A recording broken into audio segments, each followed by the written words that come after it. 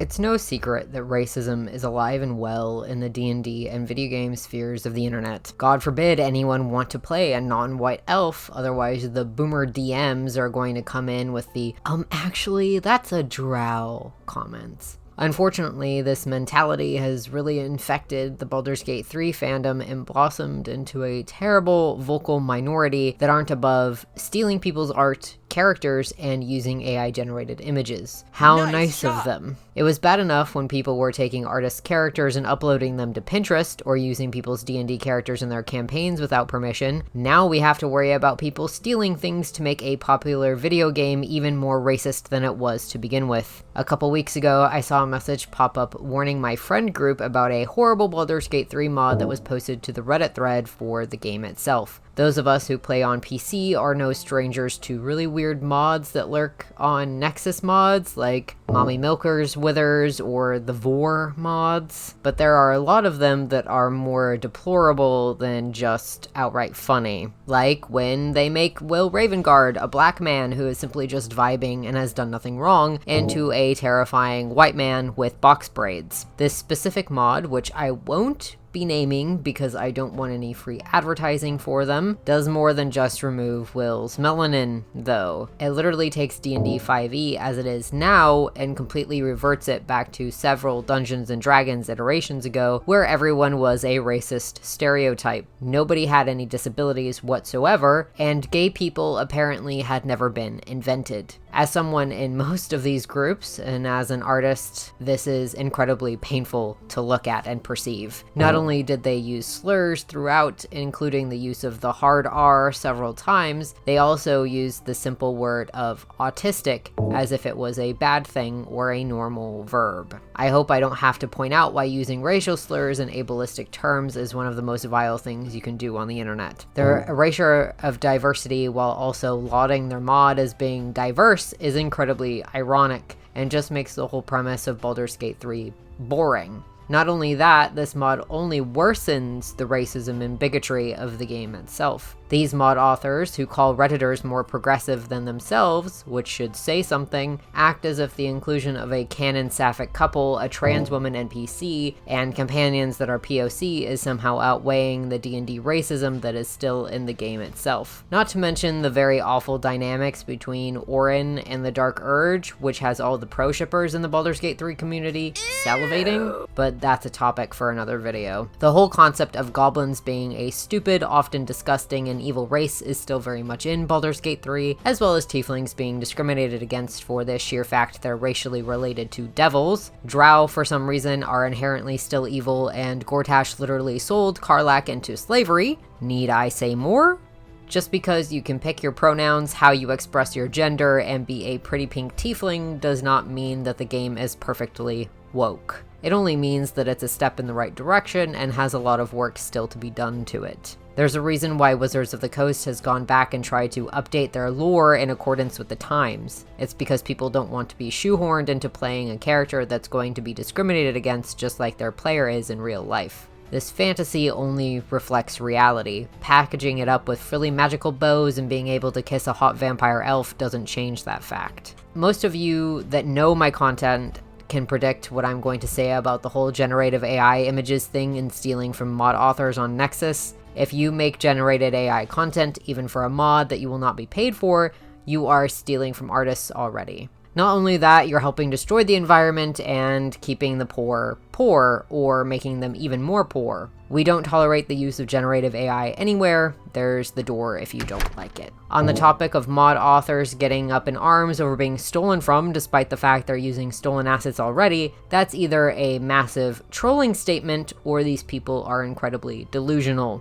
They've made an entire mod, not from scratch, but with a lot of effort put into it aside from stealing people's art. They literally had to code a program that replaces the less desirable aesthetics with more desirable aesthetics for certain NPCs. So they clearly know, at least partially, how much work is put into original mods. The only time that the reused assets conversation should happen is in the case of games not allowing certain platforms to mod their game with outside assets. This happened with Fallout 4, where PlayStation/Sony didn't allow people to use original assets made outside of the game. so they had to reuse them. Most people using cosmetic mods for Baldur's Gate 3 are more than aware that these mods are created from models in Blender, which makes them original works of art. Usually. There are definitely mods that port over weapon models like Elden Ring weapons or various Bloodborne assets, etc., but I follow at least a handful of very popular mod makers who make everything from scratch. That includes their head presets and their clothing. How is this incredibly accurate Lord of the Rings head mod reusing assets? So this statement doesn't make any damn sense.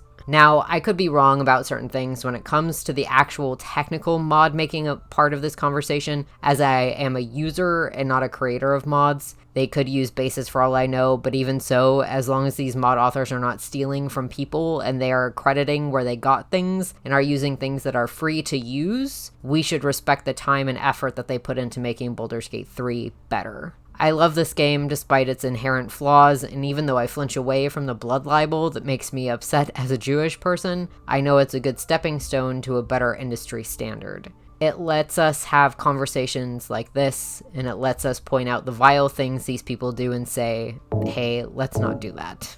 There's a larger video to be made about the racism and bigotry of the Baldur's Gate 3 fandom, especially when it comes to Ascendant Asterion fangirls. If you'd like me to go over that in a video essay or a deep dive video, feel free to tell me in the comments or fill out my Google form, which is in the description. I've already got a lovely subscriber asking for a video on Darkwood, which I think would be cool to do. If you have any parts of the fandom or video game space that you would like me to talk about, regardless of if it's Baldur's Gate 3 related, go ahead and send in a form. I greatly appreciate it. And now for the artist shout-out section. Today we'll be highlighting a couple of my favorite mod authors, as well as some of my favorite D&D and Baldur's Gate 3 related artists. Asterions, or Juliet, is a wonderful mod author who creates beautiful head presets and the occasional reshade. She's made these incredibly realistic Lord of the Rings head presets and even a Twilight head preset for all my vampire girlies out there, and she has a Patreon where she releases all of them.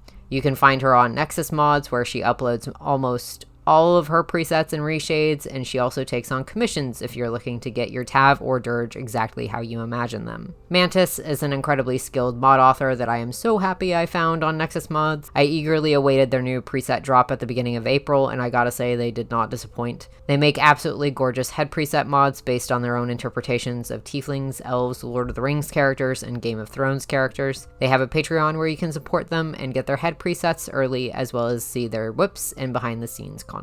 Cruve is a transmask Scottish artist that dabbles in D&D and original fantasy illustrations. Leo has quite the knack for character designs, and I love seeing any of his creations come across my various feeds. He once did a commission of my husband's D&D character, Frantic, that is just absolutely divine. At the moment, he's working on a romantic and spooky visual novel project about ghosts and has his very own webcomic called Horizon Walkers. You can support them on Patreon and get all sorts of cool rewards, as well as priority access to commission slots and adopts before anyone else does. And Jolie Blue, or Maddie, is another amazingly skilled artist that loves all things fantasy, including D&D and Dragon Age.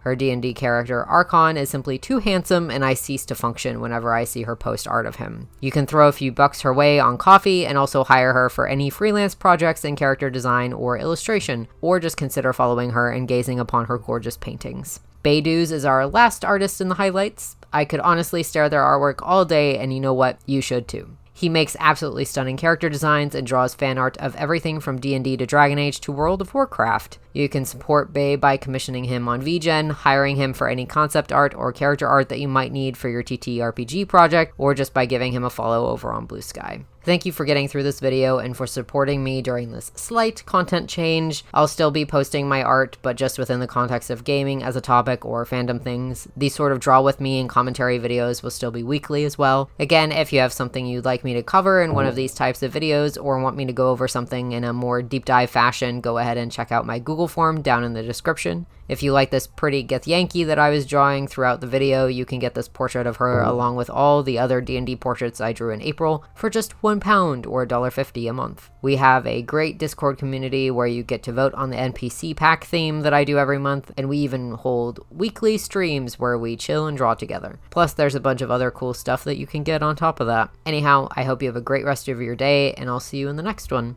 Bye!